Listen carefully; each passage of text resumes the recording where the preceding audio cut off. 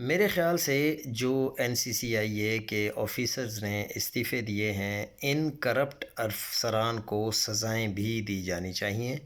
جب یہ ثابت ہو چکا ہے کہ وہ بدعنوان تھے تو ان کے زیر نگرانی دائر تمام توہین مذہب کی شکایات خود بخود مشکوک ہو جاتی ہیں۔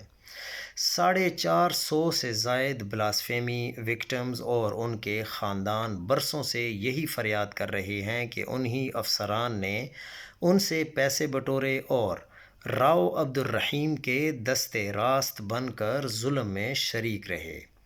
میری حکومت پاکستان سے اپیل ہے کہ جن معصوم شہریوں کے جھوٹے توہین مذہب کے مقدمات میں پھنسایا گیا انہیں فوراً رہا کیا جائے اور راؤ عبدالرحیم سمیت تمام بلاسفیمی بزنسز گینگ کے اراکین اور ان کے سرپرست افسران کو سخت سے سخت سزا سنائی جائے۔